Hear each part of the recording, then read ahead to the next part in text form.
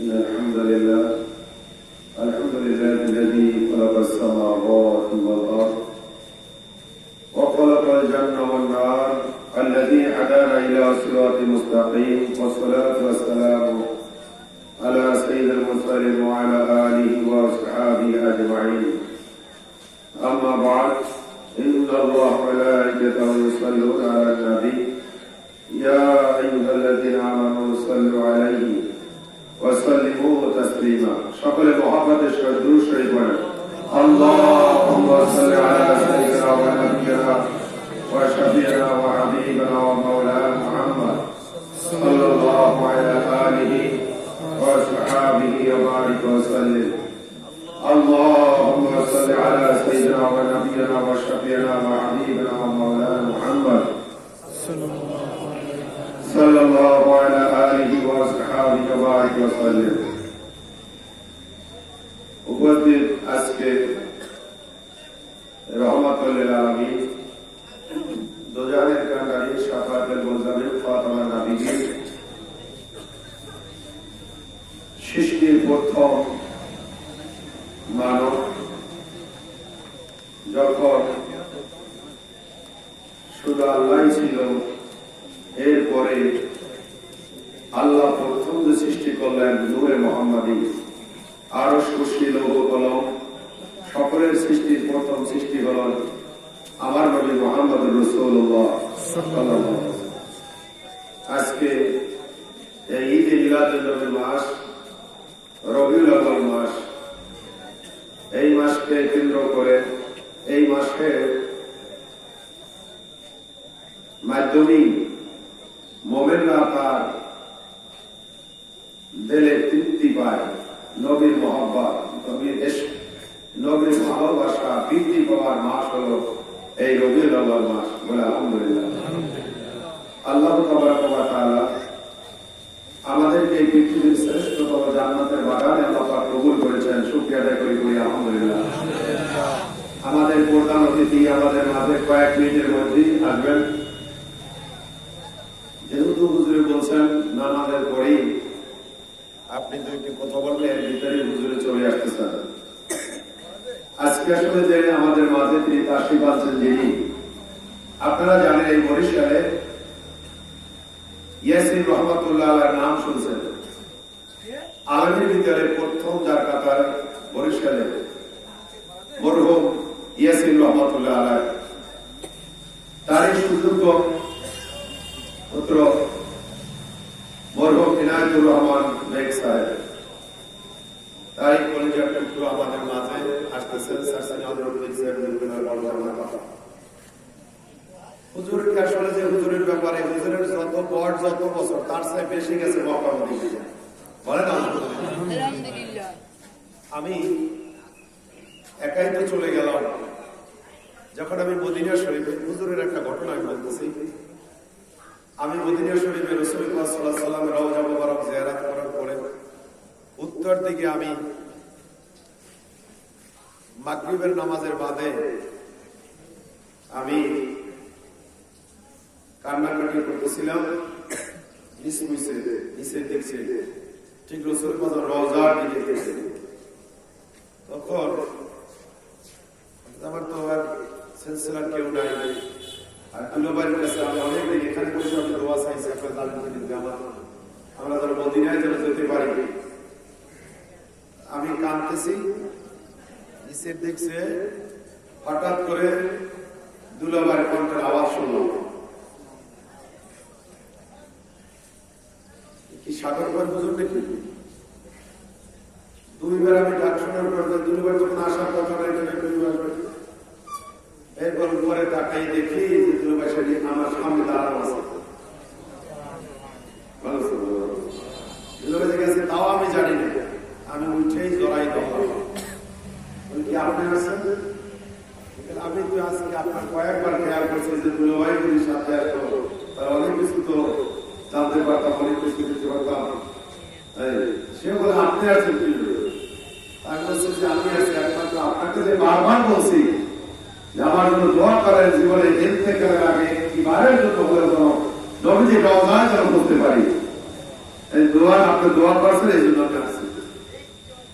যাই হোক, সম্মানিত ভাইরা আমার, নবীর প্রেম, নবীর ভালোবাসা এই বই প্রকাশ হল। আজকে আপনারা এই ঈদে মিলাদে নবীতে হাজির হয়েছেন।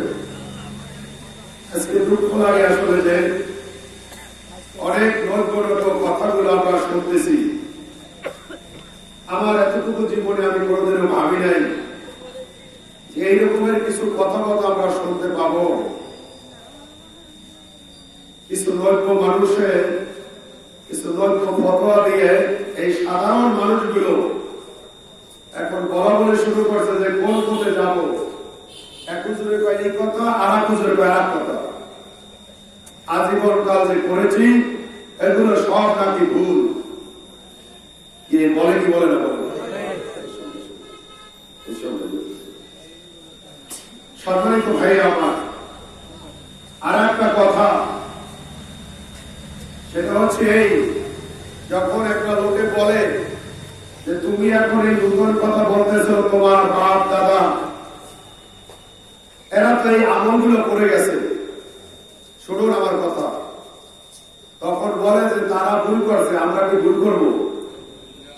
জোরে বলে নাউজুবিল্লাহ, জবান দিয়ে বলেন। আমাদেরকে আমাদের বাপ দাদা রেখে গেছে, আর আমাদের কাছে পাবে কি দোয়া। আর আমরা দুনিয়াবাসীকে জানাই দিলাম যে আমার বাপ মা ভুল করে কবরে গেছে। কি হইল কি? এই জন্য কষ্ট করে গেছে আমাদের পিছনে। ইহুদিরা এই যে ফ্রান্সের নবীকে নিয়ে ব্যঙ্গচিত্র করে তা প্রকাশ করলো, এটা তো প্রকাশ্য ভাবে, আর আপনার পরোক্ষ ভাবে এইভাবে জুব্বা টুপি দাড়ি এই লাগাইয়া এমন কিছু গাঁজাপুরি কথা বলে। আপনি কথা তো অনেক আছে, আপনি আমরা যে আমল করতেছি, আপনি আরো কয়েকটা আমলের কথা বলবেন, ঠিক না? ঠিক বলেন। কিন্তু যা করতেছি তাও শেষ করার জন্য মানুষ লেগে আছে, কিনে বলেন। আশ্চর্য তো লাগে, কেন এই কথা হবে কেন? আপনি বলবেন যে আপনারা যে আমলে আছেন আরো কিছু আমল করেন, ঠিক কিনা? আপনি এমন কথা বললেন যাতে করে মানুষ বলেন যা কি আজীবন কাল যা করছি সব ভুল করলাম। এ কথা বলে কি বলে না বলেন? সম্মানিত আমার ভাইরা, রাসূল পাক সাল্লাল্লাহু আলাইহি ওয়াসাল্লামের আলোচনা, রাসূল পাক সাল্লাল্লাহু আলাইহি ওয়াসাল্লামের আলোচনা তাম পৃথিবীর মানুষ একত্রিত হয়ে যদি শুরু করে, এই আলোচনা শুরু করলে কিয়ামত পর্যন্ত যদি বিশ্ব নবীর আলোচনা করে, আর কতটুকু শেষ হবে? আটলান্টিক মহাসাগর থেকে এক ফোঁটা পানি তুললে যতটুকু পানি কমবে, নবীজির জীবনী থেকে ততটুকুই কমবে। এই পৃথিবীতে সবচেয়ে বেশি জীবনী রচিত হয়েছে রহমাতুল লিল আলামিন দোজাহানের কান্ডারি নবী মুহাম্মদুর রাসূলুল্লাহ সাল্লাল্লাহু আলাইহি ওয়াসাল্লাম। সকল লেখক একটাই কথা বলে গেছেন, সেটা হচ্ছে এই, কিছুই লিখতে পারলাম না, তবে একটা কথা, আল্লাহর পরেই আপনার স্থান। সুবহানাল্লাহ বলেন। আমার নবীজি আল্লাহর কি হইতো? সকল আর কি জবান নাই? আমার নবীজি আল্লাহর কি হইতো? দোস্ত। আল্লাহর প্রেরিত রাসূল আর দোস্ত। আর কোন নবী কি দোস্ত? সুবহানাল্লাহ। সাবধান সাবধান, সকলকে বলতেছি, যারা নব্য কয়েক পৃষ্ঠা স্টোরি বই পড়ে নবীর ব্যাপারে কথা বলেন, সাবধান সাবধান, সকল জিনিস নিয়ে ঝগড়া করবেন, নবীর সম্মান নিয়ে কেউ কিছু কোনো কথা বলবে না, ইমাম থেকে খারিজ হওয়া যাওয়া। কারণ আপনাকে কেউ কিছু বলুক, আপনার বন্ধুকে যদি কেউ এসে যদি আপনার বন্ধু যদি একটা ফোন দেয় গড়িয়ার পার থেকে যে আমাকে দুইটা বক্স দিতেছে, তোরা কোথায় আছো বন্ধু, সঙ্গে সঙ্গে সব কর্মসূচি ত্যাগ করেন, দল নিয়ে বন্ধুর গায়ে কে হাত দিয়েছে তার প্রতিশোধ দেয় কিনে বলেন। এইটা যদি সাধারণ হয়ে থাকে তাহলে রহমাতুল আলামিনের ব্যাপারে কথা বলবা জিবরা সামলাইতে হবে কিনে বলেন। কি বলেন?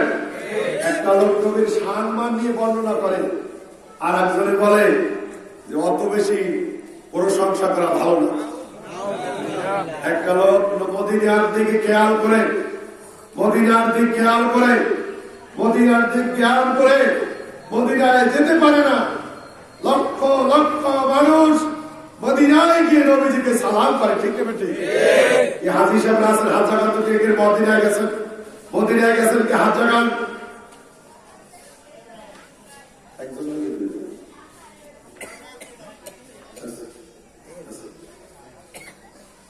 আপনারা মদিনায় গিয়ে নবীজিকে কি সালাম বসে দিচ্ছেন? হ্যাঁ, কি দাঁড়াইয়া বসে দিচ্ছেন? দাঁড়াই দিয়েছেন? এমন কোন বেদব আছে যে বসে সালাম দেয়? আমরা ওরা মিথ্যা অপবাদ দেয়, যেমন না মনে করে নবী সামনে আইসে এই জন্য সালাম দেয়। কি কথা বলতেছে দেখেন। আমরা মদিনার দিক খেয়াল করে আমরা মদিনা দেখি না, কিন্তু মদিনার কামলিওয়ালা নবী তো আমাদেরকে দেখার ক্ষমতা রাখে, ঠিক কিনা বলেন? ঠিক কিনা? সম্মানিত আমার ভাইরা, এই জন্য আমরা নবীর জন্য এতটুকু নবীর তাজিবে নবীর সম্মানে আমরা দাঁড়াইয়া নবীকে সালাম করি। যত সালাম রাস্তাঘাটে সব দাঁড়াইয়ে কিনে বলো। তুমি আমাদের কাছে জিজ্ঞাসা না করিয়ে কেন ফতোয়া দাও? আমরা কি মুশরিক?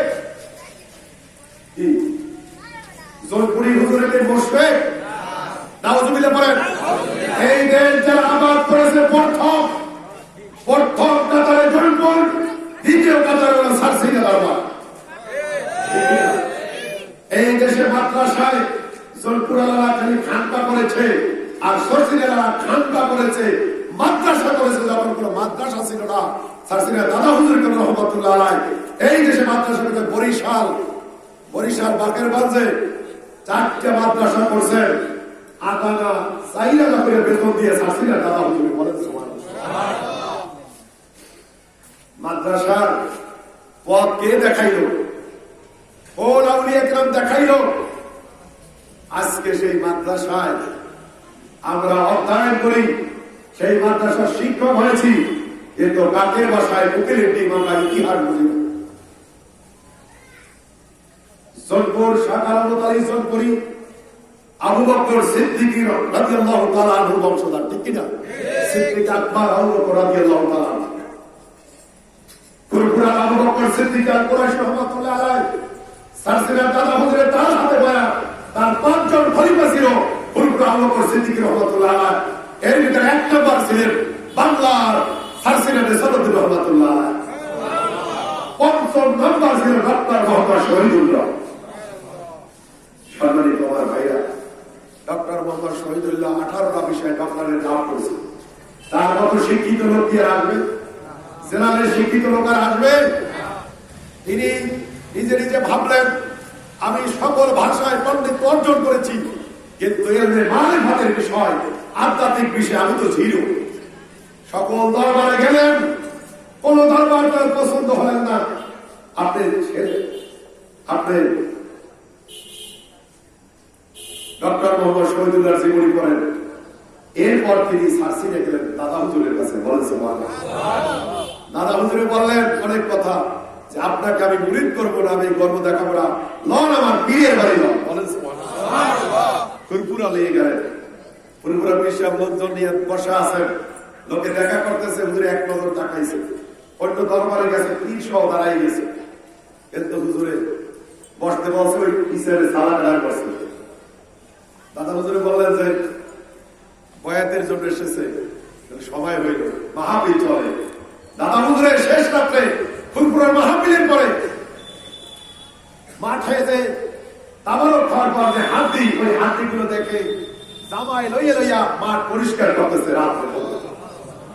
ফুরফুরার দাদা হুজুরে খেয়াল করলেন আর ডক্টর মোহাম্মদ শহীদুল্লাহ দাদা হুজুরের লগে ওই গোসল শুরু করলো। কত বড় শক্তি পেল মাহফিলের পরে। এরপর তিনি বয়াত হইলেন, বলেন সুবহানাল্লাহ। কত আদব রয়েছে। আমরা সাধারণ ভাবে আপনারা বলেন ওই কায়সা হুজুরে যদি নবীজিকে বাংলায় বসে আর দাঁড়াইয়া সালাম দিলে যদি শিরক হয়, তাহলে কায়সা হুজুর কি মুশরিক ছিল? এই বলেন, তোমাদেরকে কোন তালিম কে দিল? তালিম তোমাদেরকে কোন দিনের উপর তোমরা আছো যে তাদেরকে গ্রান্ত বলতেছ?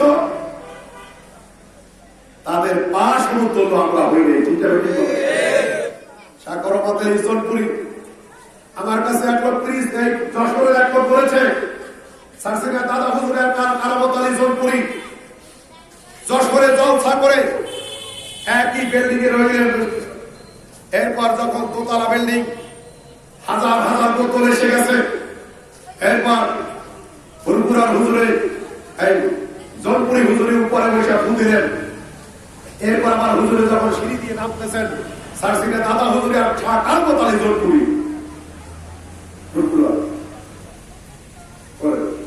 নামার পরে এরপর যখন বোতল সামনে নিয়ে আসছে, তখন বললেন আপনি ফু দেন। আমার ফুতে হয় না। যখন ফু দিল, যতগুলো বোতল ছিল সব তলা ফুটে সব পড়ে গেল।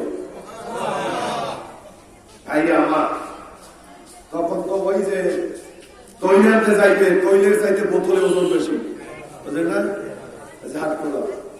এই দেশে জুমার নামাজের বিরুদ্ধে এখন যেমন মিলাদ কিয়ামের বিরুদ্ধে ফতোয়া দেয়, ওইভাবে জুমার নামাজের বিরুদ্ধে ফতোয়া শুরু হয়ে গেল। জুমা হবে না, জুমা হবে না।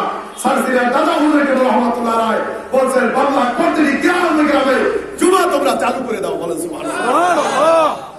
দেখেন খুঁজে কারা জুমার বিরুদ্ধে ফতোয়া দিছিল। হাদিস শরীফ আসছে জুমা হবে শহরে। হাদিস কেলি পড়লে তো হবে না, বলতে হবে, ঠিক কিনা? দাদা হুজুরে বলছেন আমি নবীকে দেখে দেখে আমল করি। যখন তারা শহরের সংজ্ঞা দিল, বাংলার গ্রামের যুব বন্ধ করার ষড়যন্ত্র করে বন্ধ করে দিল। দাদা হুজুরে বললেন দেখো গ্রামে হাট বইছে, হাতের ভিতরে নিত্য প্রয়োজনীয় জিনিস পাওয়া যায়, গামছা পাওয়া যায়, লুঙ্গি পাওয়া যায়।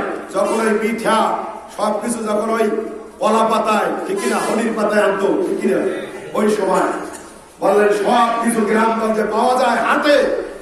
নিত্য প্রয়োজনীয় জিনিস যখন হাটে পাওয়া যায়, হাটও শহরের সাথে গণ্য। সুতরাং বাংলার মুসলমান তোমরা গ্রামে গ্রামে জুমা চালু করে দাও। এই যে জুমা, এই মাদক পাশের সব জুমার অবদান আল্লাহ বলেন সুবহানাল্লাহ। সম্মানিত ভাইরা আমার, এত কিছু করে গেলেন। নামের সামনে দেখেন কুরআন দলিল খোঁজের নামের সামনে সিঁড়ি আছে নাকি না? সৌদি নামের সামনে কি সিঁড়ি আছে? সিঁড়ি আছে? আরবে আছে সিঁড়ি? কারণ এই দেশের মুসলমান ভারতবর্ষ হিন্দুয়ানি কৃষ্টি কালচারে এমন ভাবে নির্বাচিত হয়েছিল, নামের সামনে সিঁড়ি। সারসিনা দাদা হুজুরে চর্চা করে করে বললেন, হে মুসলমান, নামের সামনে থেকে সিঁড়ি মুছে মোহাম্মদ তুলে দাও। লক্ষ্মী পূজায় না গিয়ে মসজিদে যাও, ধুতির পরিবর্তে লুঙ্গি পরো, মাথায় টিকির পরবে, টুপি পরো। বলেন সুবহানাল্লাহ। আজকে তারাই দেখাইয়ে গেলেন দিনের পথ, আর আমরা এখন তাদেরকে বলতেছি তারা সব বেদাত করে গেছে, নাজায়েজ কাজ করে গেছে। আবার সেই বাগেরহাট মুরব্বী সাহেব হুজুর গেছিলেন, মুরব্বীরা বলছে যে 200-300 যোগ্য ফকির মাথায় জট আলা, এই স্টাইল 200-300 একের পর কেসি দিয়ে জট কেটে তাদেরকে লুঙ্গি পরাইয়া নামাজি বানাইয়া গেছেন। যারা শিরক বিদআত দমন করলেন এই পূর্ববঙ্গ থেকে, আজকে বলতেছে তারা সব নাজায়েজ কাজ করতেছে। আর উনি এই কোন দিক দিয়ে আইছে আল্লাহ জানে। আর বলে এটা নবীর জমানায় ছিল না, সাহাবীদের জমানায় ছিল না, নবীও করে নাই, সাহাবীরাও করে নাই। বলে কি বলে না? বলে কি বলে? সব সামনে আছে, সব সামনে আছে। শুনুন, কথাটা দ্বারা বোঝা যায় আপনারাও তো সাধারণ মানুষ। আপনি বলবেন যে আপনি যেভাবে কথা বলতেছেন তাতে মনে হচ্ছে আপনার নবীর আমলের মানুষ। ঠিক তবে ঠিক বলেন। আপনি সাহাবীকে পাইছেন, সাহাবীকে লগে লগে ঘুরছেন, নবীর লগে লগে করছেন, নবীকে কোনদিন করতে দেখেন নাই, সাহাবীদেরকে করতে দেখেন নাই। কি সাহাবীরা করে নাই, তাবিরা করে নাই। এই সমস্ত কথাগুলো আমাদেরকে এত তাড়াতাড়ি যে শুনতে হবে আমরা কোনোদিনও ভাবি নাই। আজকে ঈদে মিলাদুন নবী, নবীর আশিক তোমরা, আজকে প্রত্যেকে রাসূল কথা নিয়ে গানছে, ব্যঙ্গচিত্র করেছে, শাস্ত্রী হুজুরের নেতৃত্বে বরিশাল মিছিল হয়েছে, মানববন্ধন হয়েছে। এইখান থেকে আমাদের যত করণীয় ছিল এখান থেকে মিছিল নিয়ে মাধব পাশে আমরা মানববন্ধন করছি কিনা, করছে কিনা আপনারা খেয়াল করছেন কিনা? এই সমস্ত ফতোয়াবাজরা দোকানে বৈশা দাঁত বাড়ি করে তারা হাসছে, ঠিক না ঠিক বলছে? আমরা দেখেছি যে দৃশ্য, আমরা সে দৃশ্য দেখেছি। এই জন্য আমাদেরকে বসতে হবে এরা কারা, এরা নবীর দুশ্মন। লেবাসে আসছে এইভাবে, তাহলে তোমাদের এত তোমরা কেন, তুমি তো মুসলমানদের কেন আমলের কথা বলবা, ঠিক না ঠিক বলেন? মুসলমানদেরকে আমলের কথা বলবা, কিন্তু মুসলমান যা করলো, যা করতেছে এইটা শেষ করতে তারা এসেছে, ঠিক না ঠিক বলেন? আজকে পাগড়ির বিরুদ্ধে কথা, মেসেঞ্জারের কথা, দোয়ার বিরুদ্ধে কথা, আবার নবীকে প্রশ্ন করা হয়েছে, ইয়া রাসূলুল্লাহ আয়ু দোয়া আসমাউ, হে নবী আল্লাহ সবচেয়ে বেশি কোন দোয়া কবুল করেন? নবী বললেন, তিরমিজি শরীফের হাদিস, আর ওমর রাদিয়াল্লাহু তাআলা আনহু থেকে বর্ণিত হাদিস, রাসূল পাক সাল্লাল্লাহু আলাইহি ওয়াসাল্লাম জাওফুল লাইল আখির ওয়া দুবুরুস সালাতিল মাকতুবা, শেষ রাতের দোয়া আর ফরজ নামাজের পরের দোয়া, এই দুইটা দোয়া আল্লাহর দরবারে কবুল হোক। সুবহানাল্লাহ।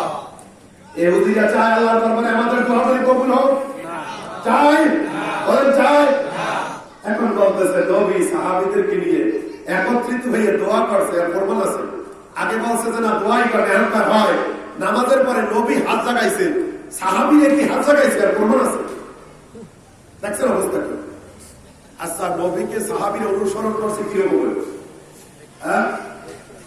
রাস্তায় একটা গাছ ছিল, ডাল নড়িয়া সাহাবীদের সাথে নবীজির সাথে সাহাবীরা সফর করছেন, ওইখান থেকে নবীজি নুয়ে গেছে। পরবর্তীতে নবী ইন্তেকাল করার পরে ওই রোড দিয়ে যখন সাহাবীরা চলতেন ওই জায়গাটা নুয়ে যাইতেন। যখন নুয়ে যাইছেন তখন জিজ্ঞাসা করা হয়েছে কেন নুইলেন? বলে এখানে একটা গাছ ছিল, ডাল ছিল, নবীজি নুয়ে গেছে, আমরাও নুয়ে যাই। বলছে ডাল তো নাই। বলে ডাল থাকার না থাক, রহমাতুল আলামিন তিনি এখান থেকে নুয়ে গেছে, আমরাও নুয়ে যাবো। কি শুরু হলো, শুরু হলো কি? এই জন্য ঈদে মিলাদুন নবী এইটা তামাম পৃথিবীর ইহুদি, নাসারা, খ্রিস্টান, ইহুদিরা এটা বরদাস্ত করতে পারে না। কারণ রহমাতুল আলামিনের আলোচনা এত হবে, লাখো লাখো এইভাবে মন্ত্রী হয়ে তার প্রশংসা হবে, এইটা কি তারা বরদাস্ত করে? বলেন এইটা তারা বরদাস্ত করে না। এই জন্য মহান আল্লাহ তাবারাক ওয়া তাআলার দরবারে আমরা শুকরিয়া আদায় করি। মহান আল্লাহ তাবারাক ওয়া তাআলা আমাদের জীবনের চেয়ে যেন নবীকে যেন আল্লাহ পাক আমাদেরকে ভালোবাসার জন্য তৌফিক দান করে। সকলে আমিন। সকল ক্ষেত্রে কথা বলবেন, কিন্তু নবীর ক্ষেত্রে এমন এমন কথা উচ্চারণ করে, ওনারে যদি দাঁড়াইয়ে সালাম দেওয়া লাগে তাই কোরআন শরীফ গাছে উঠে পড়া দরকার না? জোরে বলে নাউজুবিল্লাহ। হয় কি ওনারে নাউজুবিল্লাহ বলে? আরে বলে ইমান আছে কি? এমন একটা জমানায় আসছি, কোনদিনও ভাবি নাই যে এই জমানা আল্লাহ দেখাইবে। নবীকে বলতেছে আমাদের মতো সাধারণ মানুষ। জোরে বলেন নাউজুবিল্লাহ। নবী কি আমাদের মতো? নবী আমাদের মতো তুমি ১৫০০ বছর পরে এসে বললা। আবু বকর রাদিয়াল্লাহু তাআলা আনহু নবীজির কাছে মেয়ে বিবাহ দিলেন আয়েশা রাদিয়াল্লাহু আনহাকে ৭ বছর বয়সে। কয় বছর বয়সে? ৯ বছর বয়সে তুলে দিলেন। কয় বছর বয়সে?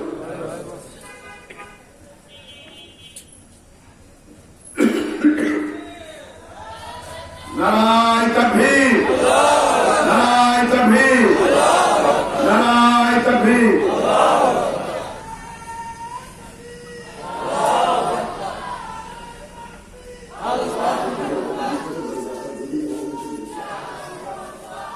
নারায় তাকবীর। প্রধান অতিথির আগমন, নারায় তাকবীর, নারায় তাকবীর। পবিত্র ঈদে মিলাদুন নবী সাল্লাল্লাহু অনুষ্ঠান, নারায় তাকবীর। মুআজ্জাজ মেহমান, আহলান সাহলান, মুআজ্জাজ মেহমান। আল্লাহ পাকের দরবারে লাখ কোটি শুকর, আমাদের মাঝে হুজুরের শত ব্যস্ততার ভিতরে আমাদের মাঝে এসেছেন। আমরা সকলে আল্লাহ শুকরিয়া আদায় করি, আলহামদুলিল্লাহ। হুজুরের সাথে যারা দেখা করার পরে হুজুরকে সাজেন, নারায়ে তাকবীর, নারায়ে তাকবীর।